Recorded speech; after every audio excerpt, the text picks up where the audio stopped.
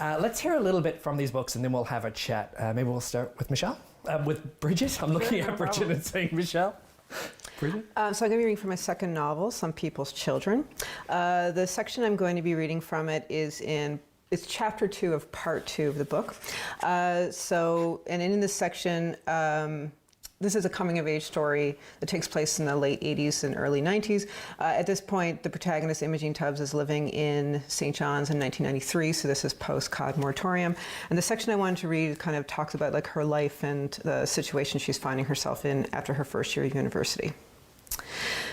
Nowadays, everything Imogen does is wrong. She gets a job at the university library. Her nan says, "So you come all the way to St. John's, and what do? Work in a library. You think you want to try something new." Imogen needs a language for a Bachelor of Arts and takes French. Nan, all you had was French since grade 3. Why not German or Italian or Chinese? Something different. Imogen points out how she has tried lots of stuff in this year of general studies, linguistics, psychology, philosophy. Nan, yes, and those grades show how hard you tried too. Imogen has tried to explain how there can be a range of good depending on the course. She was consistently getting 75% in philosophy and had been frustrated until a classmate gaped at her mark. "That's wicked. Dr. Monro never gives anything over 80. But Nan will have none of it. And Robert is her mother's boyfriend, didn't help anything this winter getting spidey about Imogen dropping political science past the refund date. You need to be able to manage your time and assignments, have a sense of your abilities, at least go over the syllabus and find out what they're demanding of you. You should be mature enough to do that by now." Maggie sighing in agreement, Nan's tongue clucking, grow up, grow up, grow up out of it. And it rots her because they are so right. This term, she and her friend Maureen took the second history course together because they heard the prof was cool and they could share a textbook and class notes. But Dr. Bridger applies a 15% participation mark and expects attention and discussion. And as they learned in class, she makes a point of pushing the women harder. Anytime a female spoke up, it was, "Explain, elaborate, what's your point? How do you do that?" Well, the men got, "Nicely done, Brian," or whatever. "I get what she's trying to do," Maureen says, "but Christ, why recreate a microcosm of society just because you can? I shouldn't have to be 30% smarter than every guy in the room just because that's how much more money they'll make than me." And when Imogen watches Dr. Bridger in all her expensive elegance and toned arms and ready references to everything that has ever happened in the world, she would rather be kicked than reveal the depth of her ignorance. What Imogen doesn't know could fill a stadium, could coat the moon. There are so many ways she knows nothing, like how she can rattle off the titles of her favorite novels, but struggles remembering the authors' names. How she mispronounced self-deprecating in front of Sherry. Ha! It doesn't rhyme with appreciate, Imogen. And all Imogen could do was shrug and say she never heard it spoken out loud before, which made Sherry laugh harder. In Bridger's class and in all her other classes, she does not want to open her mouth and expose the dirt road of her dialect, like the residence crowd does, arriving to class in January wearing shorts and pink college jerseys, blaring their Baymanness to all. No one needs to know where Imogen's from. No one needs to know anything about her. Imogen goes in the Coleman's, where it always feels like the fluorescent lights filter butter and sugar into the air. The cashier is one she sees regularly, but they do not greet each other. It gives her a stirring of melancholy relief. It's a pleasure to be anonymous, but a reminder that she is new and rootless and plain, like dandelion fluff. She is happy enough to be new in St. John's, to not be dragging around her childhood friends like so many townies she meets. There's a difference between being friendly and welcoming, Nan says, and St. John's could learn a thing or 2,000 about that. Imogen has conversations in class and in bars and in lineups, but it rarely carries over into an actual connection. She knows things are better now, but it's not what she's craved them to be. The selection, the abundance. What should she do this weekend? Who should she give her time to? There is still this limit of 1 or 2 things. She's grown up on 1 or 2 things. Sitting alongside Maureen and Sherry's conversations about high school, music class and theater arts and cheerleading and dance recital and proper soccer fields, swimming in pools, swimming lessons, French immersion. She is already so far behind and knows that nothing she knows has any importance. How to bake bread, how to chop wood on a windy day, how to beat the crap out of someone. Thank you. Thank you, Bridget. Beautiful. The dirt road of dialect. What was that line? The dirt road of her The dialect. dirt road of her dialect. Stunning. Thanks. Beautiful. Let's hear from Constant Nobody, Michelle Butler Hallett. British intelligence agent Temerity West is assigned to northern Spain during the Spanish Civil War to observe and report. She's undercover as a nurse at a clinic not far from Guernica. She knows that the Russian secret police, the NKVD, are in the country hunting members of a communist faction called POUM because this faction does not take orders from Moscow. The clinic's doctor, Cristobal Zapatero, is a member of POUM. Cristobal has bicycled to Guernica on errands, and a Russian called Kostya Nikto has arrived at the clinic, needing medical attention. Temerity does not know Kostya's real name, but does suspect he's NKVD. Despite that, a quick and strong mutual attraction has risen. A second Russian, Kostya's colleague Misha, arrives. It's clear that they're looking for Cristobal, and NKVD rarely leave witnesses. Temerity ran from the clinic door and wrenched open the haversack she kept near her cot. She took her passport and tucked it into her brassiere, then flinched as a fist beat on the door.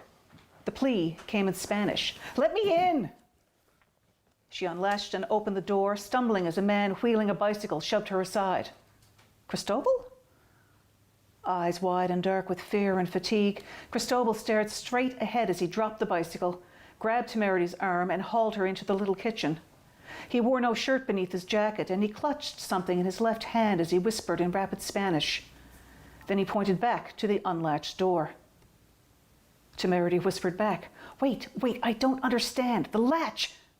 The door slammed open. She had no idea what the two Russians yelled. It didn't matter. Only the guns mattered. The object fell from Cristobal's hand and clattered at Temerity's feet. Rosary beads. Kostya aimed at Temerity. "Misha, get Zapatero outside." Misha grabbed Cristobal by the right arm, marched him off. Temerity stared at Kostya, recalling how he told Misha she could not speak Russian, so she did not speak it now. Instead, she spoke in Spanish. "Let me bring him the beads. Pick them up, then give them to me. Slow." She did so. Outside, Misha shouted at Cristobal, who shouted back. Kostya rubbed a bead between forefinger and thumbs, and then dropped the beads into the pocket. "Into the kitchen. Stand by the stove and face the wall. No, please, move!" As they passed the table, Kostya picked up the sketchbook. Pages flipped. Then he shoved the book over Temerity's shoulder and held it before her face, open to the newest drawing. His voice sounded younger, less certain. "Me?" Mouth dry, she nodded. Fascinated by the portrait, he just stood there, right hand aiming his gun at the British woman's back, left hand holding a sketch of himself. Outside, Misha's voice rose as he demanded something. Then he fired, and Cristobal screamed. Temerity clenched her jaws and stifled her own cry. Kostya shouted over his shoulder, "What the barreling fuck, Misha, did you miss?" "You should get out here, Nikto." "Yes, I'd guessed that much." Staring at the Lichtrager and the tin of O-negative blood, Temerity mouthed the name to herself. "Nikto. It means nobody." Misha sounded flippant, even cheerful. "Thigh. He lunged at me. Anyway, he can't run now." Kostya shoved the sketchbook into a pocket. "Can't walk either." "Oh, then he'll be ready to talk to us." Kostya's hand clamped on Temerity's shoulder. The gun muzzle touched the back of her head. "Kneel." The floor scraped her knees. His boots squeaked as he took a few steps back. Then he fired. Wide. The concussion of the shot so close to her ears left Temerity deaf, and blood sprayed from the can labeled O-negative. Kostya kicked Temerity with the side of his boot just hard enough to knock her off balance. As she fell, she rolled onto her back, and she saw spatter stains on both the walls and Kostya's clothes, and an expression on his face she could not read.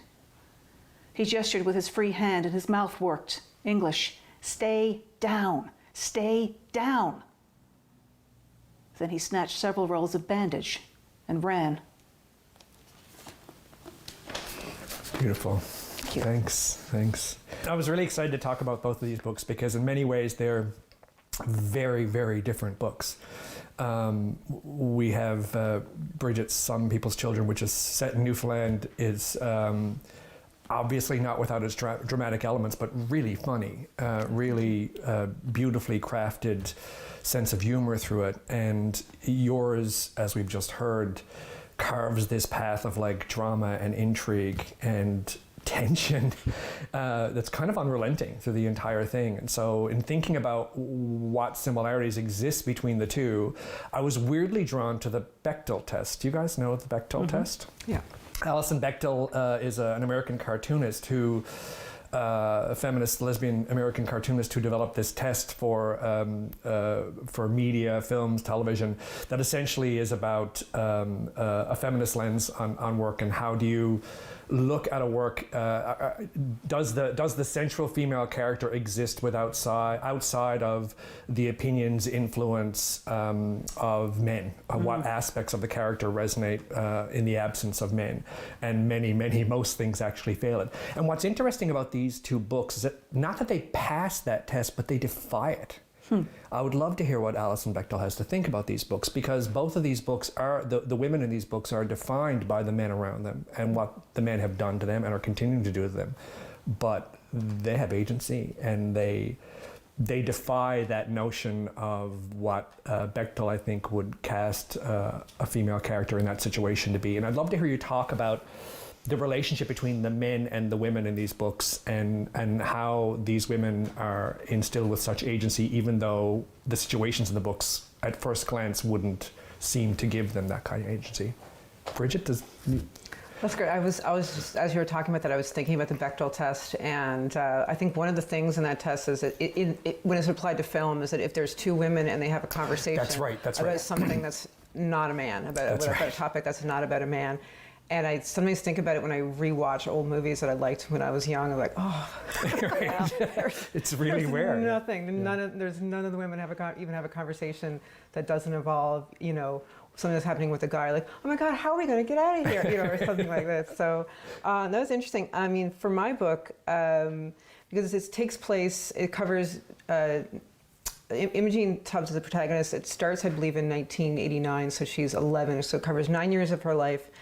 From when she's 11 till she's about 20, and of course takes place in the 80s and early 90s, and in a rural area in Newfoundland. And I think it was kind of impossible to really make it a pure, if we're going to apply those type of tests to it, because so much of her life is so ingrained in this kind of, we talk about being politically correct, but that time of, the 80s and 90s being very misogynistic time, a very time that people, I just remember growing up and the casual racism, sexism, homophobia that just kind of was in your everyday language that you heard. So I think it's kind of, and of course when the story starts when she hears this little snippet of what might possibly be the real truth about who her father is, which means, she starts realizing that she's kind of a product of gossip, that who she's been told is her father is not what anyone else believes. So of course that being kind of it ended up being a reflection of who she thinks she is. Like, is she this person who everyone is kind of connecting her with this man down the road who is kind of a despised person, right? Or is she, or is she kind of, does she have this mysterious father who in many ways could be just as bad, right, as that? So, and of course the double standard with how people talk about the way she's kind of realizing as she does get older and is listening to the way people are talking about her mother, right, and that relationship with that. So I think in that way then she does have agency, because she can't fight the kind of the world that she's in, but is forcing her to kind of ask all these questions about who she is in that world. Right. Michelle, you have a character that's actually captive. Yeah. It's actually a woman who's captive. Man. I wanted Temerity to be something of a stealth protagonist. So much, and I felt this real struggle when I was writing it, because so many of the novels I've read and studied are male-centered. That's the tradition we're coming out of. And she is up against a tyranny. She's up against patriarchy at home in Britain, and she is up against toxic masculinity gone mad in the form of of the Soviet tyranny. So I certainly have to address all those concerns. The thing is, Kostya seems to be the one in charge. He seems to have all the agency, having brought her to his apartment and made all kinds of decisions. But Kostya spends most of the novel reacting to things. It's Temerity who acts. Right. And it's she does have supreme agency, which has not been granted to her. It has in a way in that she's a fully trained SIS operative. But she just has, she's far less damaged than Kostya is. And what Kostya has been damaged by is trying to adapt to this hideous, toxic masculinity. Right. So in some ways it looks like Kostya is the main and even the title character. He's really not. Right. No, I could see that. It resonates in the work totally, and and the fact that Temerity is her name. Yeah, well, that he eventually finds out in the book, of course.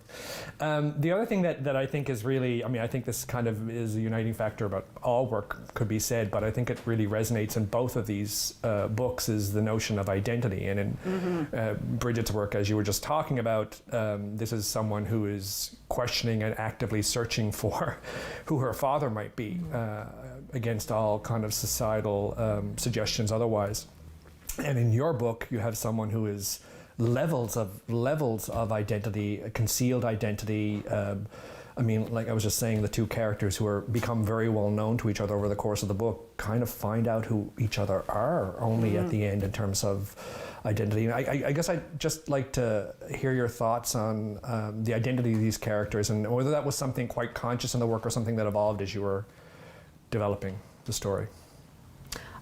Both, I would say. I knew that when I started this book that I wanted to write about someone growing up in a small community where everyone knows you or everyone believes that they know you. So you're kind of constantly being told who you are.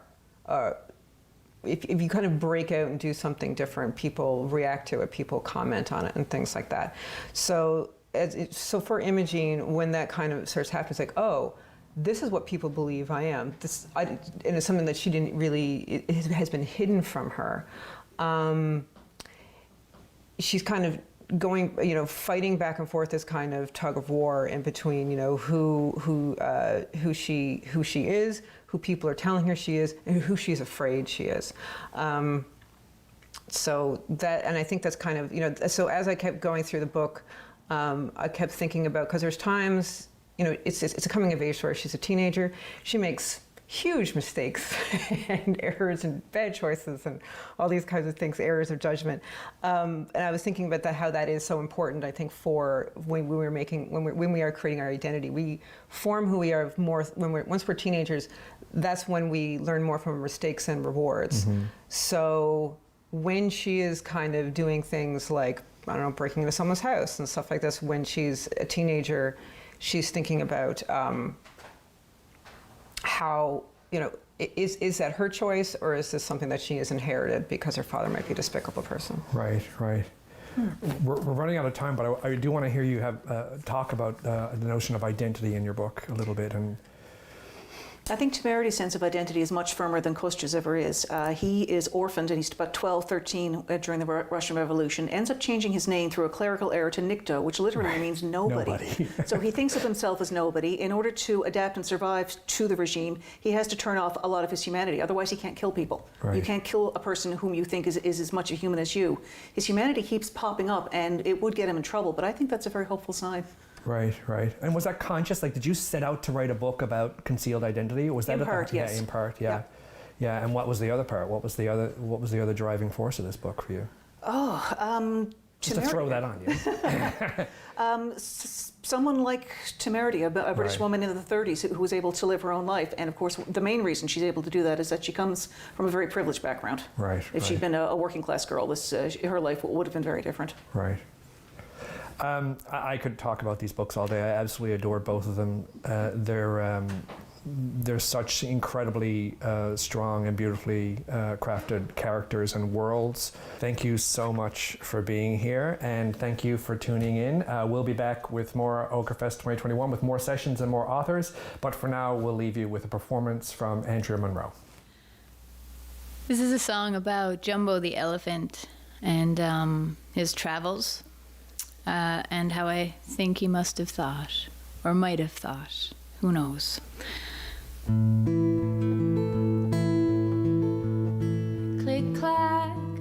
train to take me back. But it's not like you think. A mile of carts, a world apart. For what it's worth, they say it's the greatest show on earth. I hear the lions roar sometimes above the rumble of the railway lines. They're not meant to roam this way.